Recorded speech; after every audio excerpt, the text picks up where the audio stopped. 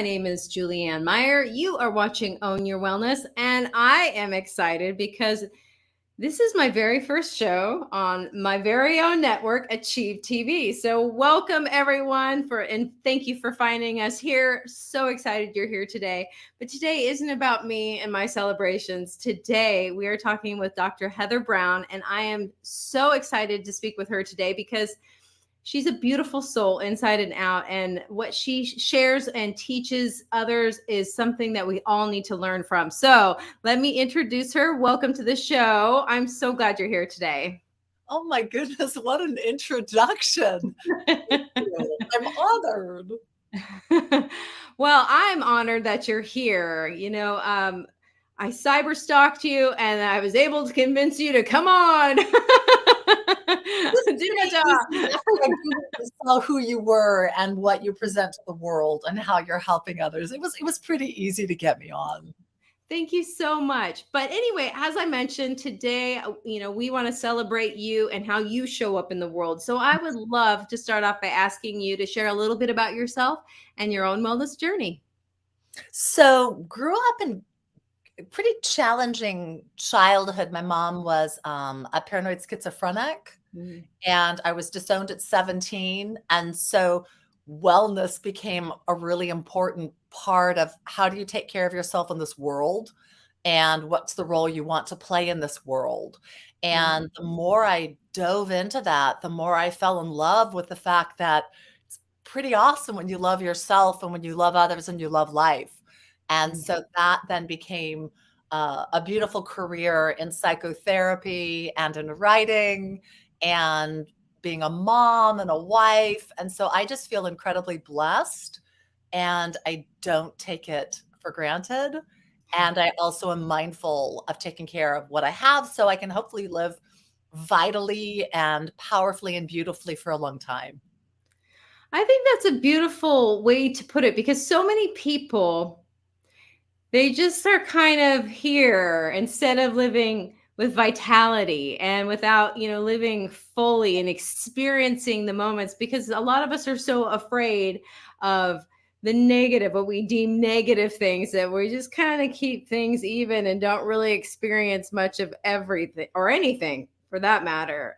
So I'm just curious, you mentioned a little bit about your story. Have you noticed that a lot of people who have come to the place where you are have experienced some sort of trauma or difficult, like almost awakening, shall we say?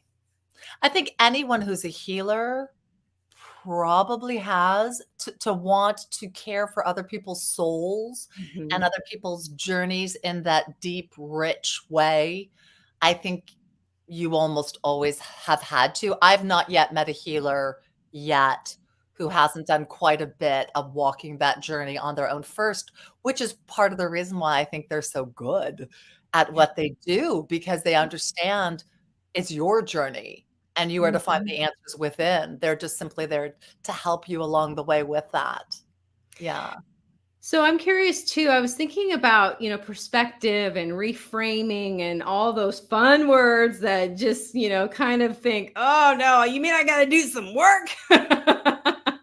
But ultimately, it serves us to change the story we tell ourselves if the story we're telling ourselves currently is negative. So I'm just curious, you're known for helping people see that they aren't necessarily stuck. And, there's so many people that think that they are. What do you think is, the thing that keeps people in their own mind stuck? Is there like a through line, a common thread? I know everybody's story is different, but is there something that you've noticed in particular? I think we have a very huge reality of disempowerment that's going on in our world. And I don't feel there's a need for that. And I don't think there's a benefit. So my view is everything is contrast. I'm called the reframe queen. And so a yes is a no to something else. A no is a yes to something else. You can look at it as work, or you can look at it as possibility. And so my viewpoint, if I don't like where I am, then I need to figure out why am I here? And then what can I do to change it? I had a really amazing insight just last week in session, and someone was talking about how I talk about how healing isn't linear, and Mhm. said that they had fallen back. And something inside me kind of went, ooh, there's something here I'm defined. And I went, oh, I got it. I said, no, you haven't fallen back. There was something that you were to retrieve that you never picked up, that you're to bring forward. And so when you go and retrieve whatever issue, part, reality that is of you, you will no longer need to go back to that place. And I thought, okay, this is an important truth, because if we feel stuck, Mhm. there's something about where we are right now that we're not freeing up. We're keeping ourselves in that place. And we can say, well, it's my job, or it's my spouse, or it's finances. But we're the only person who's in charge of our life and in charge of our choices, in charge of our beliefs. And so if we Mhm. view ourselves as stuck, we're basically saying someone else is responsible for changing this, and there's nothing that I can do. And I'm I'm just not going to align with that thought. My thought's going to be, there's some reason I'm still here, and I better figure it out, because I'd like to move out of this mush pot as quickly as possible. It is a mush pot. It is. You know, I like the idea of changing the word, even just the words we use, even if we don't necessarily agree with it or we want to, but like changing the word to possibilities, as you mentioned before. I love that so much. Or, instead of saying, retrieving this thing that you needed to take a look at, or it's something that needs to be healed, or whatever the case may be, for depending on what that is. But do you find that a lot of people have difficulty in, I know I have, so maybe you've seen this too, taking really full responsibility and ownership of their thoughts, their feelings, their emotions? We all do. We all do. And part of that is the role of the ego. A lot of that is just simply growing up in the world. And Mhm. if I'll be completely honest with myself, it's I'd rather say it's your fault. You made me do this. You go fix it, and I'll Mhm. just, sit by the pool and have a Mai Tai. But that's not the reality. And if we really let ourselves sit with that truth, I'm responsible. On the Mhm. one hand, I go, "Oh, dang, I don't wanna do it." But the other side means, "Oh, wow, no one can stop me."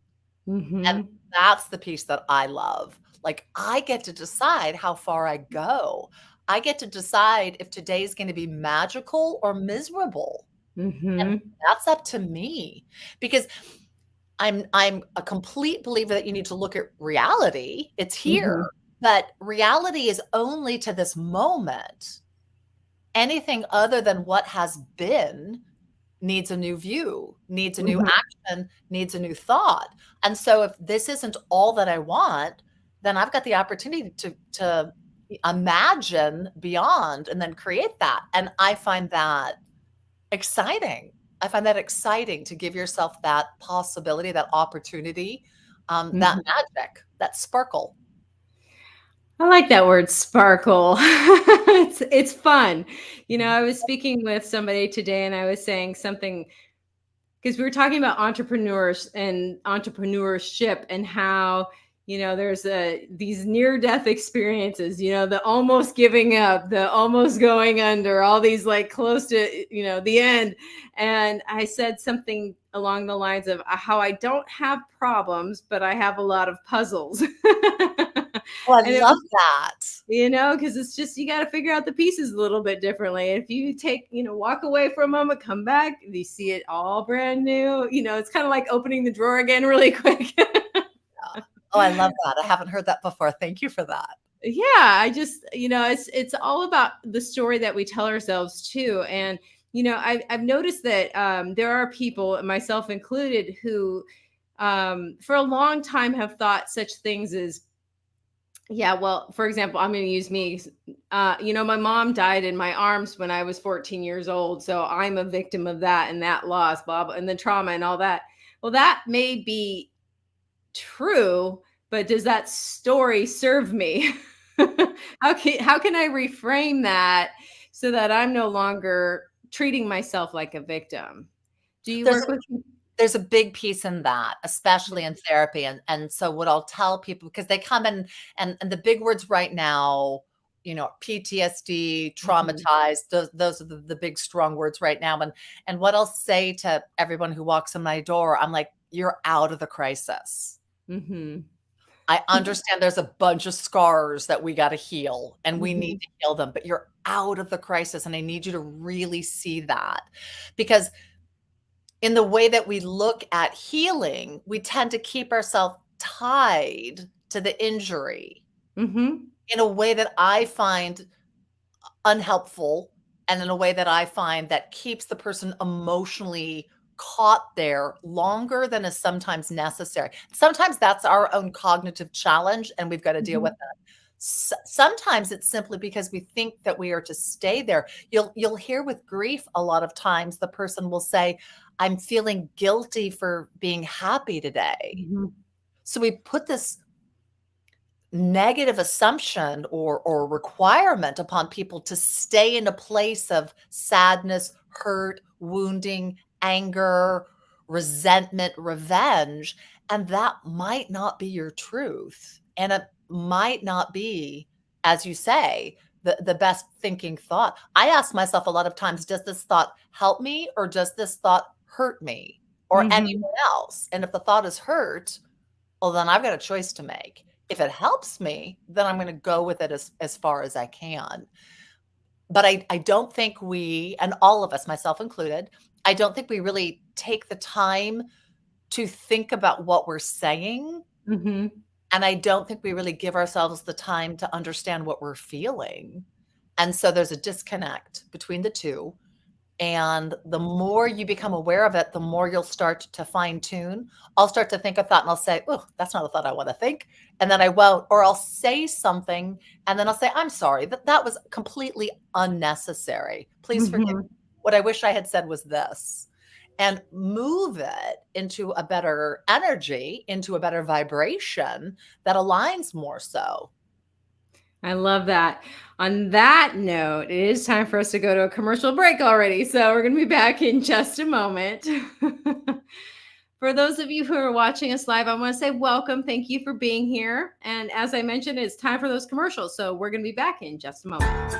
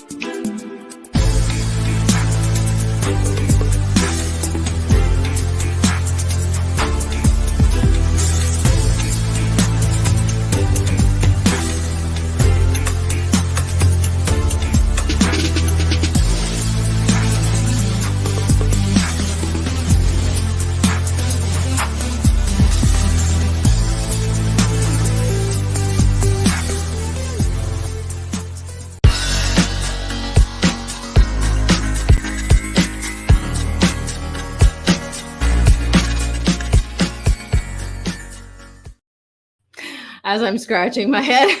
Welcome back, everyone. Live TV, hashtag live. I'm Julianne Meyer. You are watching Own Your Wellness, and today's special, and I definitely mean special, guest is Dr. Heather Browne. Let's bring her back. Welcome back. And I knew, what's funny is I knew it was coming back, and I was like, oh, I have time. No, I don't. But don't people like seeing you just as you are? Yes. No?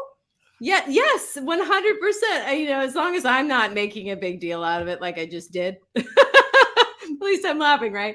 Anyway, enough about that. We've been talking a bit about reframing and, this idea that there is no stuck. And I'm curious if I guess everybody's journey is different, but is there a process that you take people through that is, like in sort of expected sort of time frame, like what's reasonable? I know everybody is different, so there's no cookie cutter answer to that, but is there like a reasonable expectation to start seeing some results?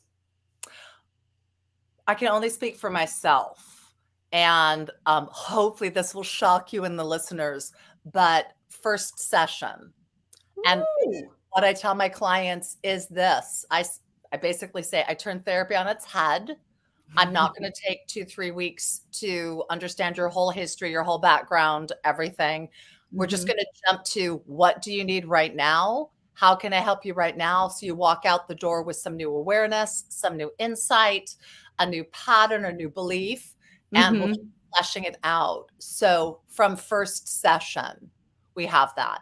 And to me, that's vital, because if someone is investing their time and their money with trusting me to guide them in their process, I need to make certain that every single session I come through. Doesn't mean every session is light. It might be unbelievably deep and heavy, but then I am to guide them in where they are to go with that.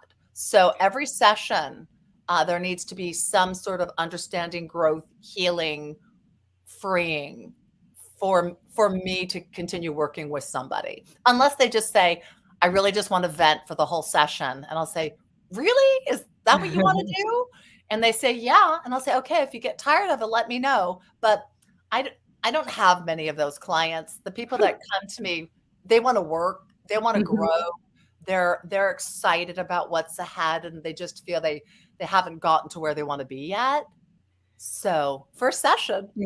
I love that answer, because if somebody is coming to you, they need help now, not 3 weeks from now. It's not necessarily, 100% turnaround, blah, blah, blah, I mean, it takes time to grow and change your thought patterns. I mean, just the way your brain works, there, you need new neural pathways. But I like this idea of being able to have at least something to hold on to sustain you to move forward.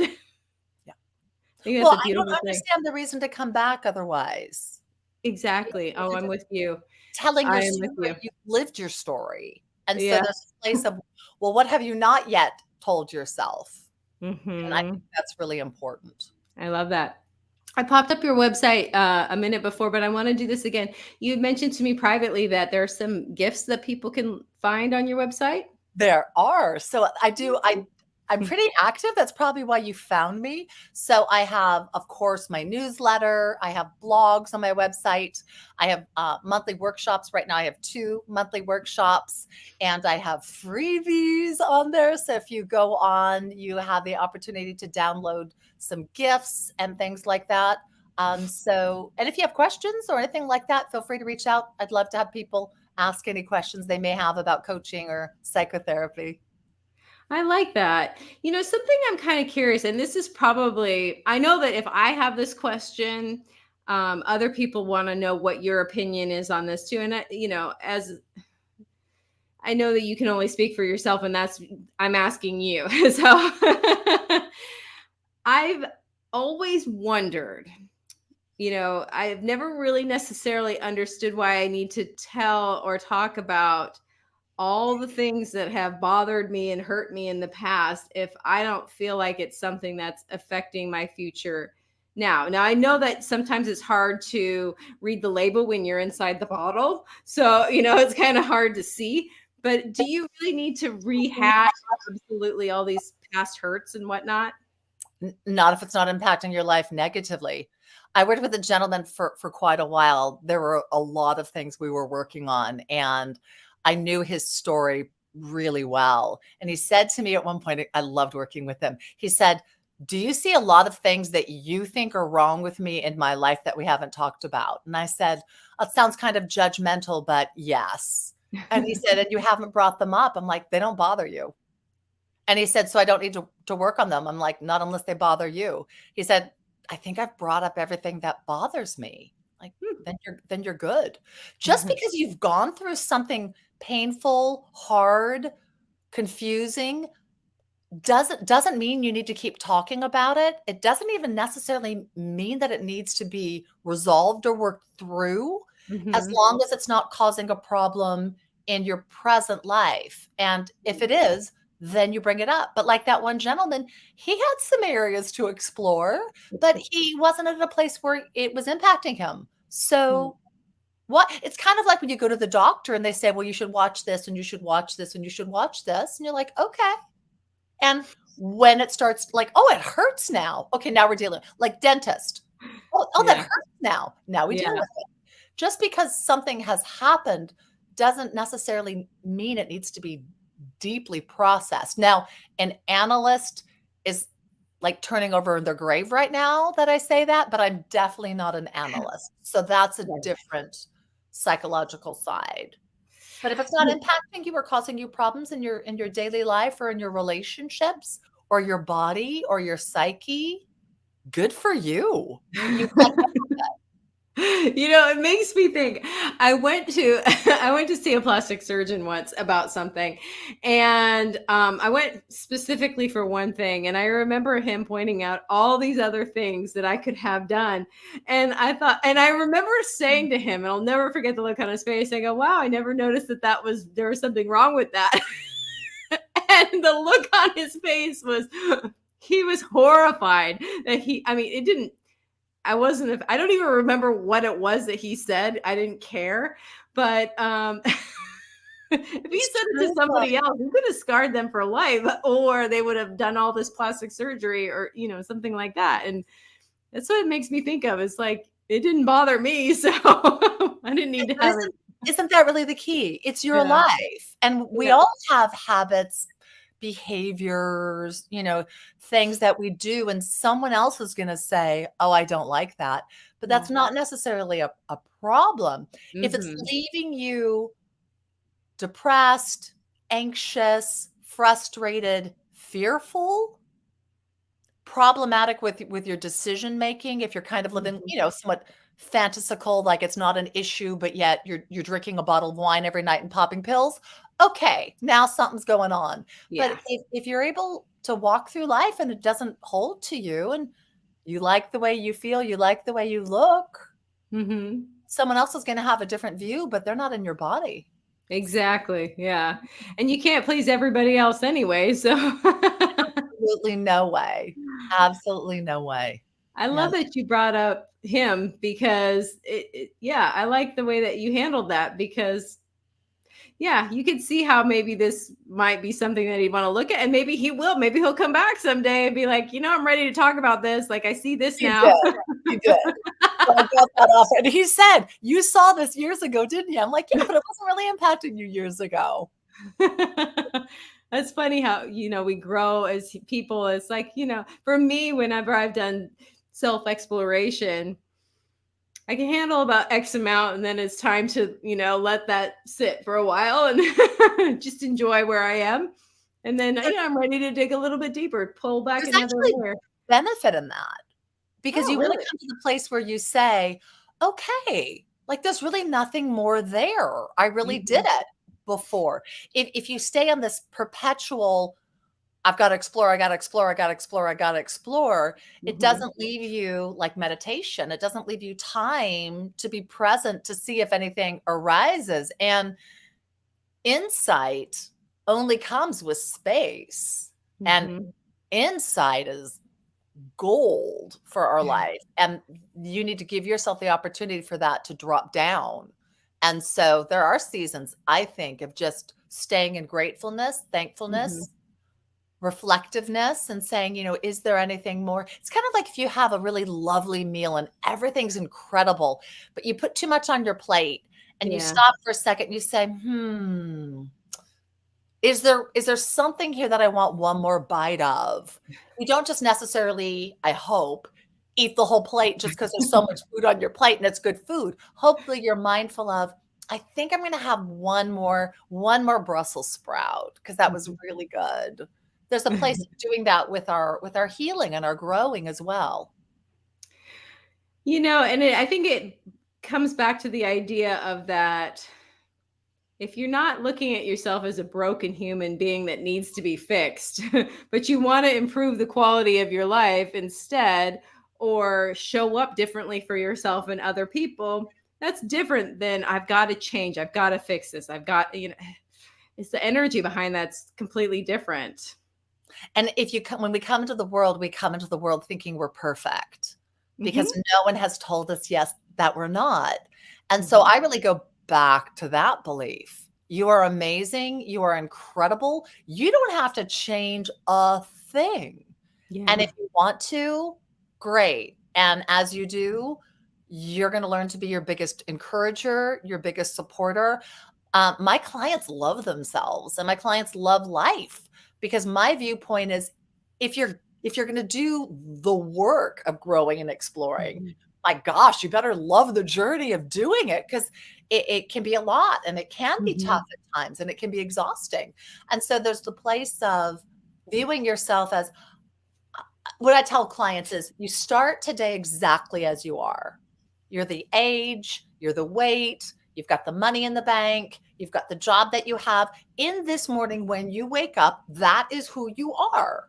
And Mhm. that is your level of today.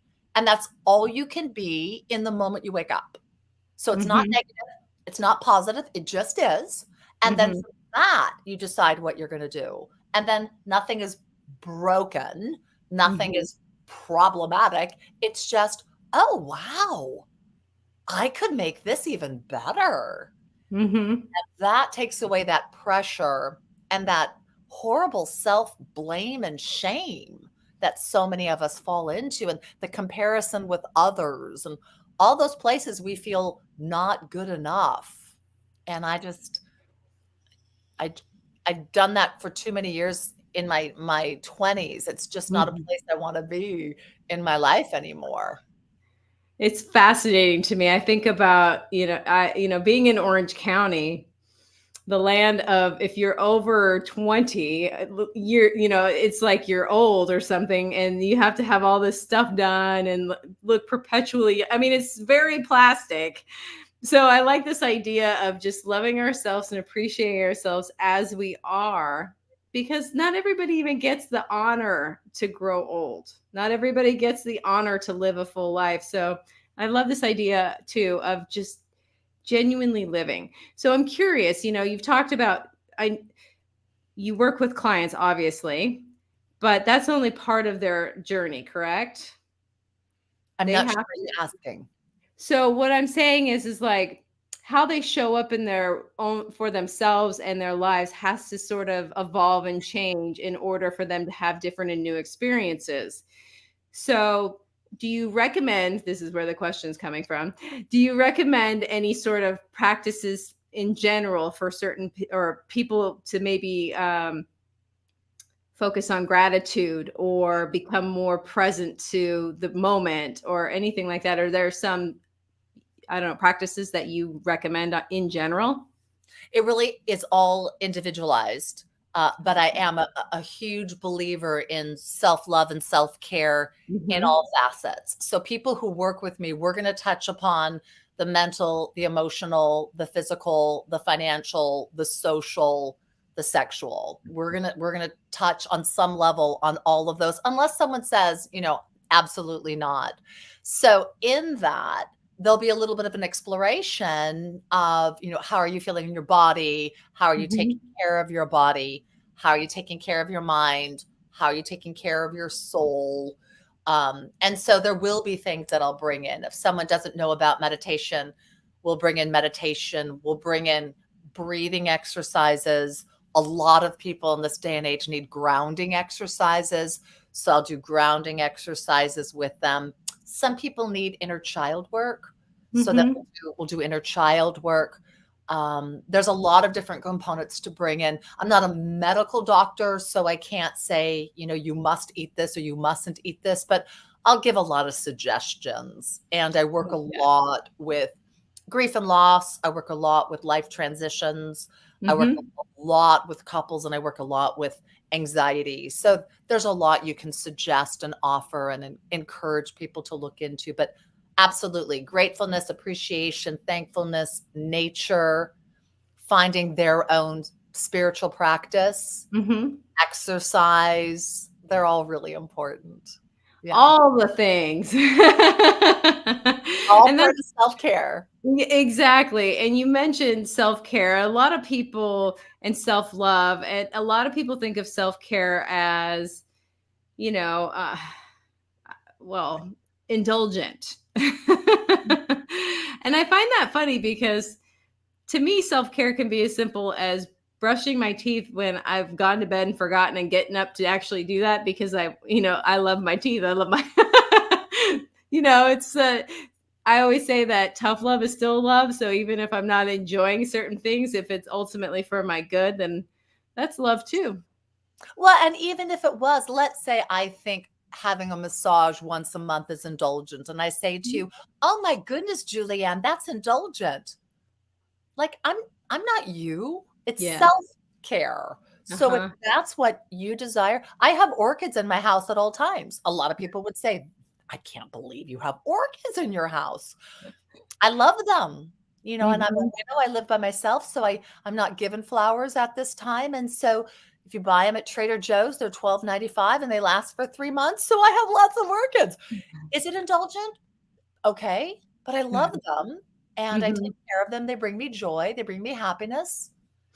I don't see that being a negative. I have some clients that spend, in my opinion, a tremendous amount of money on massage and skincare and facials and Botox and clothes and eyelashes and extension and nails. And you can see I'm 59. I'm pretty much a natural girl. I haven't done anything to me.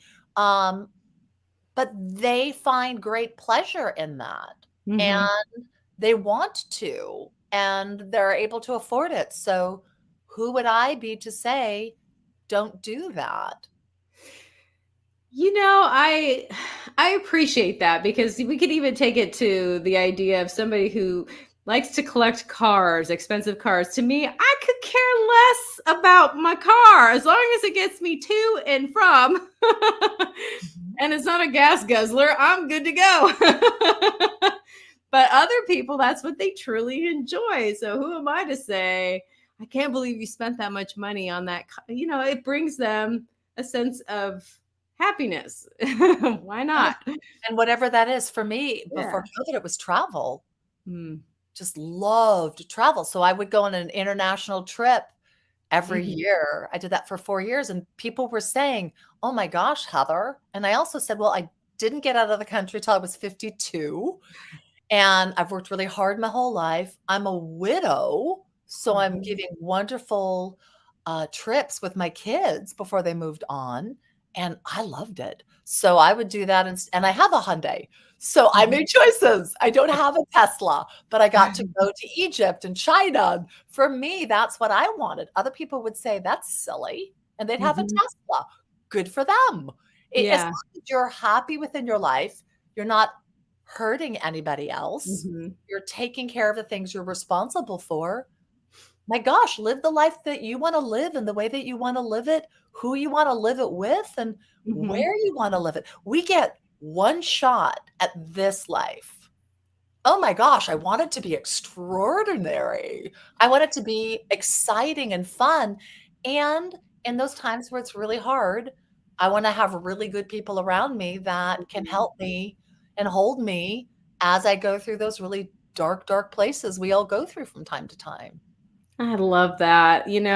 I've been very blessed in some respects that I've lost a lot of people they were really young. They're before their time, as they say. A lot of people in my life, key players like my mother and my brother, just for two examples.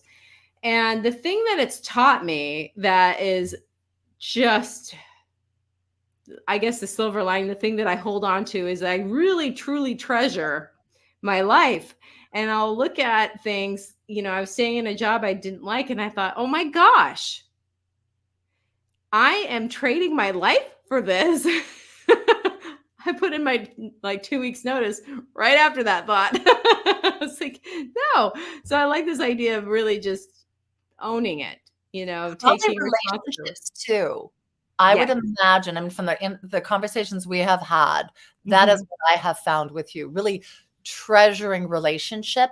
And that's what I have, having lost my mom as a teen, having lost Mhm. my husband. I really treasure relationships. And if you ask my kids or you ask my close friends, they'll all say, oh my gosh, yes, she does. Because for me, that's the greatest thing in life, is how you connect with others and Mhm. how together you create who you guys are together in that beautiful communal place. I just Mhm. find that fascinating. And you learn that more when you know what it's like to not have. You Yeah, do. it's that, yeah, that, the opposites, it's like I wouldn't have known on the level that I do had I not experienced going without it. So, there's beauty in everything. It depends on how you look at it.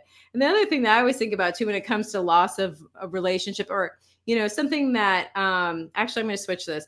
You mentioned about you work with people who are going through transitions, and I think that a lot of the times the people don't talk about this is that even if you want it, a lot of times there's still these feelings of grief, even if it's something that you want to be happening, or, it's something that you truly enjoy. There's still, it's a transition. So something is ending. Absolutely. And I think we miss that. And there's also the place of, we think we want what we want, Hmm. and we do, but there's this part of being human that as soon as we have it, we're excited for a minute, and then we want more. Yeah. And so there's the place in the anticipation and the growth and the exploring and the pulling it all together and the filling in your grid, if you will. That's Hmm. magical. And then it appears and it's incredible. And then the thought is, this was a great trip. Where are we going next? And so it's important that we own that. And it's not a bad thing. It's actually, it's fantastic. It's what makes us human, that we're Hmm. continually wanting to explore more, learn more, eat more, do more. And at the same time, there's an awareness that time does pass. And Hmm. so the growing stage is here, the experience stage is here, and now there's the what after. And they're all really important, and they all feel really different. It's kind of like that last day of vacation when you can't wait to get home and you're also thinking, shoot, like it's almost done. And I really want Hmm. to be home, but I'm not going to really want to be home in 3 days. I'm going to want to be on vacation again. So that's part of who we are as humans. And it's important that we are aware of that and like laugh with ourselves about that. Yeah. Exactly. I love that. On that note, we are going to go to one more commercial break. So we're going to be back in just a moment. And as I mentioned, thank you for those of you who are watching us live. We truly appreciate you being here. And for those of you watching us on demand, of course, you're appreciated as well.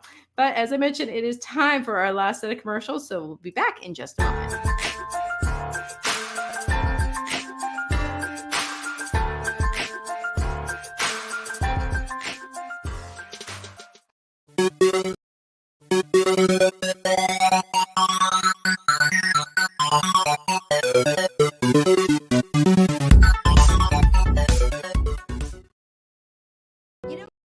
When drug or alcohol addiction take over, things begin to disappear. Your friends, your family, and eventually, you. Recommended by Dr. Phil, New Method Wellness can help get your life back with individualized treatment plans for dual diagnosis clients. New Method Wellness provides the most highly credentialed treatment in a safe and welcome environment. Call New Method Wellness for your free consultation and ask about our national accreditations.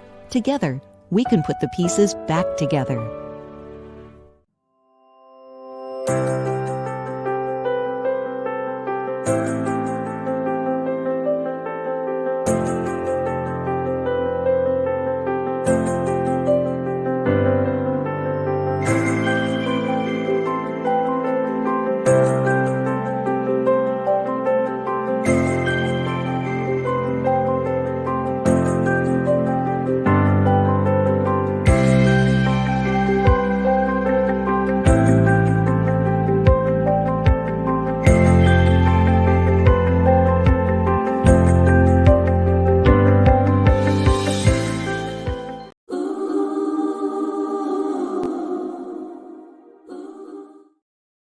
Welcome back, everyone. Let's bring our special guest, Dr. Heather Browne, back to the show.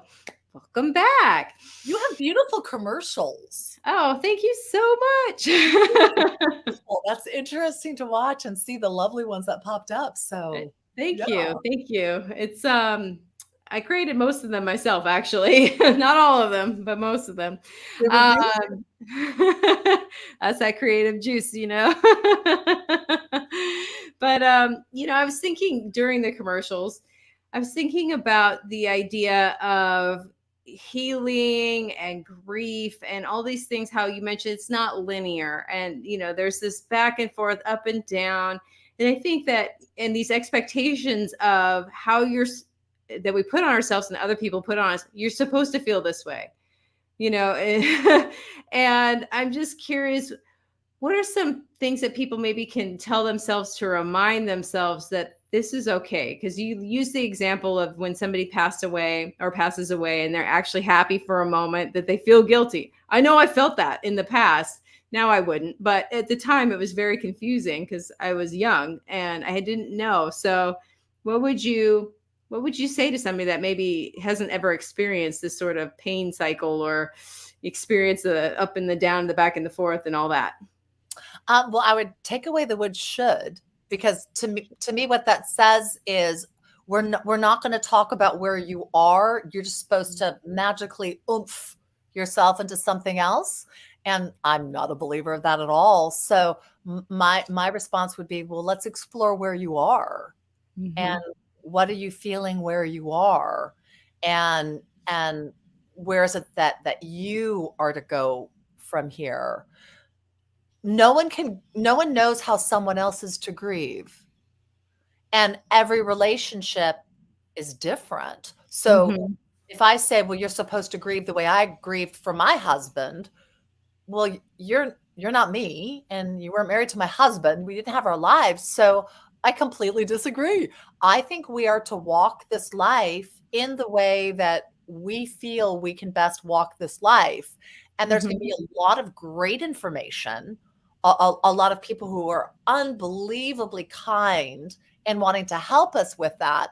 And I always go back to, but what lands with you? What feels right? You know when it happens. You know when you are honoring yourself, your body, your mind, your heart, your spirit. You kind of go, that's it. And when you're a little bit off, you're like, like it's close. It's like if you're trying to make, I don't know, let's say a perfect cocktail, and you're tasting, you're like, oh, it needs a little something, I don't know, like maybe orange rind, or you know when it's not quite there. And so honor yourself to find where it is that you are.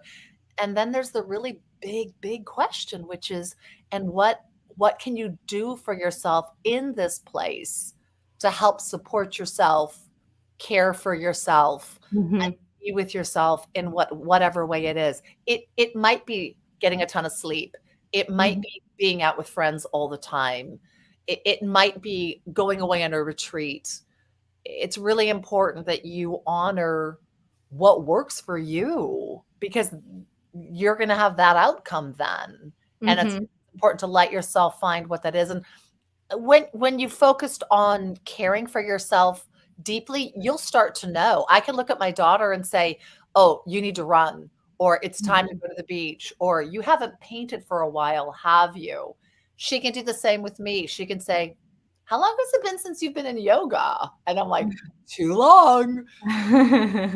Start to have a different energetic you when you are doing the things that really honor you, and you will glow and you will flow and you will feel it. And it feels really good. It feels really light. So when you're in those places that don't feel that way, ask yourself, what is it that I need right now? What would best serve me? How do I get through this as best I can? And if it's grief or something, let's say like cancer, that's long term, forever, there's the reality of I am to learn how to keep moving through this day in and day out. I really like that. I like the idea of, really looking within and paying attention to what's going to work for you. I mean, being in the health and wellness industry for as long as I have been, there's so many people that do a diet because it worked for so and so. I'm like, you're not a vegetarian. Why are you not? Why are you all? Just because you want to lose weight, it doesn't make sense. There's other ways to do it that would honor, how you see the world. So I really like the idea of, being open to what is going to work for you. You say something that's so vital right there, Julianne. It's the working with. And I think when we do diet or we impose some sort of exercise regimen, the idea is I have to. Either I have to or I don't get to.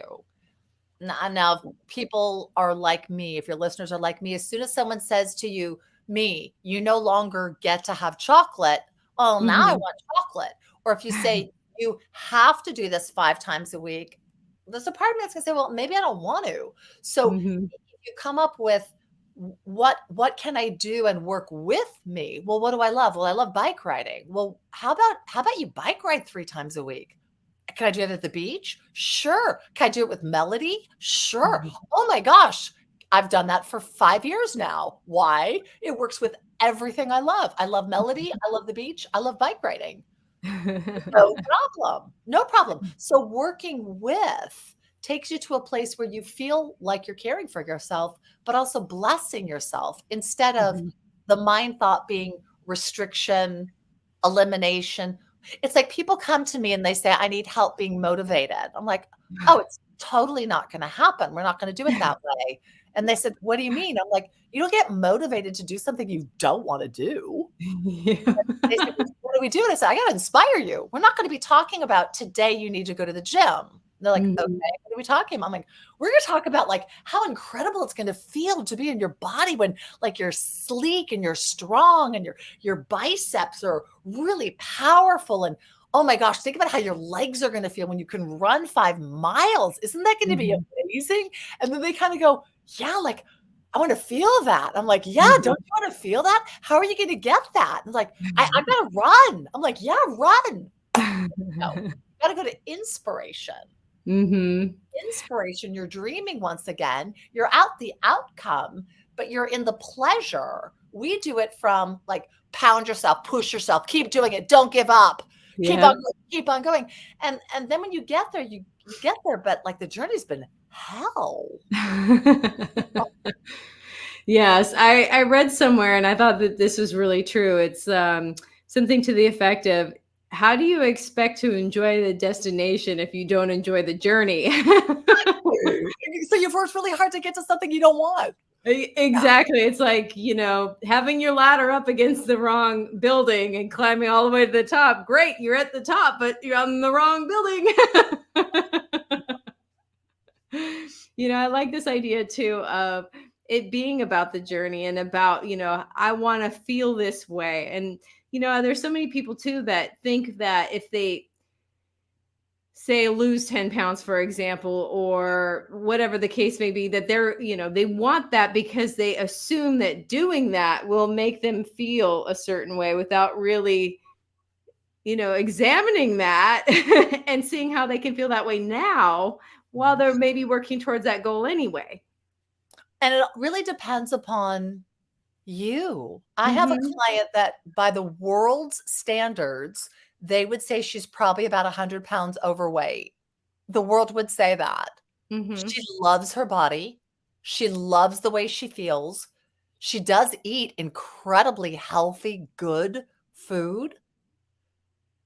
Her doctor is not telling her that there's any health issues. Yeah. She's so much happier in her body than most of my clients who are at the gym every single time eating rice cakes. So Yep. it really is a place of, this is your life.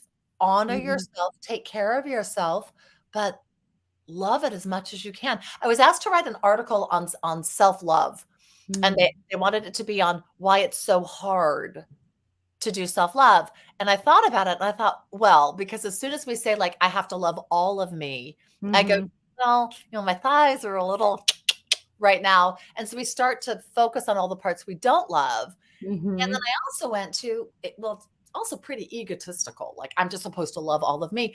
And so insight dropped in and I went, okay, so it's not about self. It's about love. Mhm. So if Yeah. I open myself to receiving love, feeling love, giving love, sharing Mhm. love, exploring love, wanting love, offering love, then Heather's just a little snippet in there. She's not really important. I'm certainly not thinking about my thighs. So to self-love, the focus is be in the state of creating love every possible way. And then you're just a beautiful part of it. I love that idea. And that's the thing too I've noticed with myself. The second I start feeling down or negative, I realize I'm so busy focusing on myself that no wonder I feel this way. Instead of looking out and being of service and realizing I am not the center of the universe. I have a really powerful one for me that hit during COVID because I was living by myself and I'm an outdoor person and I love adventure. And so COVID was a little hard living by myself, Zooming clients, not able to go to the gym, not able to dance, not able to date. I'm like, oh, wow. And I had a couple of days I got pretty dark and I told myself, no one ever wanted to be in a concentration camp. Yeah. Shut up, woman. And I'm like, I am so good. I have a house. I'm in California. I'm healthy. And it just turned it quickly. But we all fall into self-pity at times. And when we do, it's important just to, like, for a second, like, I'm going to feel sorry for myself for a moment. Do I Mhm. feel good feeling sorry for myself? And then we're going to say, no. And that's like, okay, what can I be grateful for? What can I appreciate? Or what am I not doing that I Yeah. could be doing that would move me into a place of being a little bit happier with myself? Because self-pity is really, I don't like where I am. And so I'm going to let myself feel bad about where I am. Mhm. Say that, you kind of go, that's kind of foolish. How about Exactly. you do something different? I love that. You know what? I can't believe it, but we're already at the end of the show. So on that note, I can't. All right, I'm going to pop up your website one last time. Heather, I just wanted to say thank you so much for being on the show today. I loved hearing you speak and share your wisdom with us, and it has been an absolute pleasure. So thank you so much for being on the show today.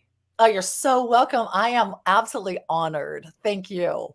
Thank you. Have a great night. You too. And everyone, that's all the time we have. So until Monday, enjoy the rest of your week and welcome to Achieve TV.